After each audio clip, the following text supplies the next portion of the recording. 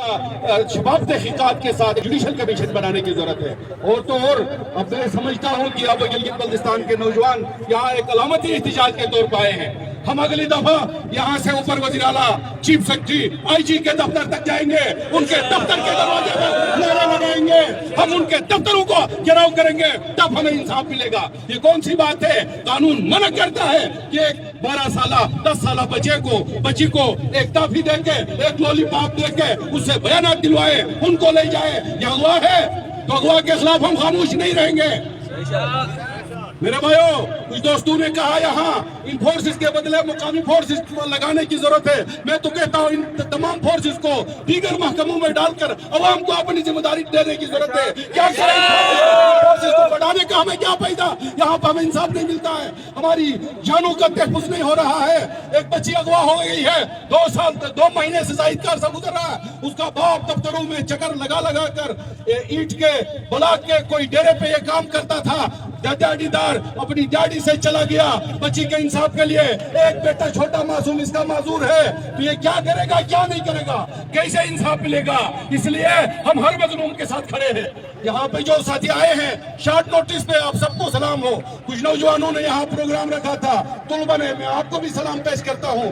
رات کو وہ ہم سے ملے تو ہم نے ایک شارٹ سا پیغام دیا، تو یہاں پہ ہم نے آ کے احتجاج کیا ہے، اور ہم سمجھتے ہیں ہم لمبا بھی نہیں کریں گے، یہاں لمبا گیا ہے۔ البتہ ایک پیغام دیں گے، حکمرانوں سن لو، حاجی گلبر سن لو، چیف سیکرٹری سن لو، آئی جی سن لو، ہم بولنے والے نہیں ہیں جب تک یہ بچی فلک نور اس کے باپ کو حوالہ نہیں کیا جاتا، ہم خاموش نہیں رہیں گے۔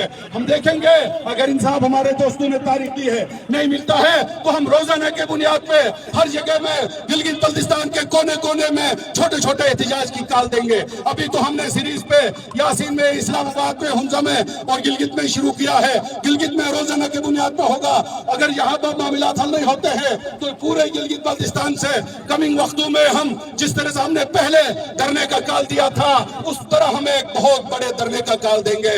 تو اس وقت آئیے تم یہ سنو کہ جناب والا خواب خرگوش کے نیند میں سو گئے، ایجنسی والوں سنو تم خواب خرگوش کے نیند میں سو گئے، چیف سیکرٹری تم سنو تم خواب خرگوش کے نیند میں سو گئے۔ عوام کے ٹیکس سے اتنی باری برتن خائیں لے کے بڑی بڑی گاڑیوں میں چل کے عوام کو انصاف دینے میں تم ناکام ہو چکے ہو، اور عوام کبھی خاموش نہیں رہے گی۔ اس کے ساتھ ہم لڑائی لڑیں گے اور اس لڑائی کو تیز کریں گے، جدوجہد کو تیز کریں گے۔ اس کے منطقی انجام تک پہنچانے کے لیے جو بھی قربانی دینی پڑے گی ہم وہ قربانی دیں گے، اور کسی قربانی سے درک نہیں کریں گے۔ ہم فلک نور ہماری بیٹی ہے، ہم اس کے ساتھ کھڑے ہیں، اس کے باپ کے ساتھ کھڑے ہیں، ہم اس ہر فلک نور کے ساتھ کھڑے ہیں۔